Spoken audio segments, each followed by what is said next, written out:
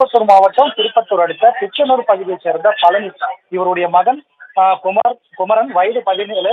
இவர் தனியார் பள்ளியில 12ஆம் வகுப்பு பயின்று வருகிறாரு. இந்த நிலையில பார்த்தோம்னா திருப்பத்தூர்ல சில தினங்களாக பெய்து வரும் தொடர் மழையின் காரணமாக பிச்சனூர் ஏரி நிரம்பி இருக்கு. இந்த நிலையில இன்று விடுமுறையின் காரணமாக பார்த்தோம்னா குமரன் அந்த ஏரியை பார்க்க செல்றாரு. அப்போது பார்த்தோம்னா அதே பகுதியில பிள்ளையார் கோயிலுக்கு சொந்தமான நிலத்துல மின்கம்பி அருந்து விழுந்துள்ளது.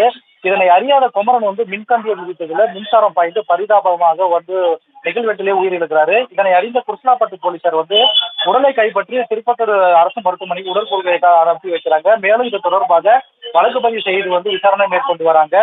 மேலும் பார்த்தோம்னா திருப்பத்தூர் அருகே அருந்து கிடந்த மின்கம்பியை மிதித்து 12ஆம் வகுப்பு பள்ளி மாணவன் உயிரிழந்த சம்பவம் அப்பகுதியில் பெரும் ஆழ்ந்த பகுதியை ஏற்படுத்தியுள்ளது. இது குறித்து பார்த்தோம்னா மின்துறை அதிகாரிகள் தற்போதுதான் இந்த தகவல் தெரிஞ்சதுனால அந்த நிலத்தில் அருந்து கிடந்த மின்கம்பியை எடுத்துட்டு போறாங்க. மேலும் இது குறித்து விசாரணை மேற்கொண்டு வருவது குறிப்பிடத்தக்கது.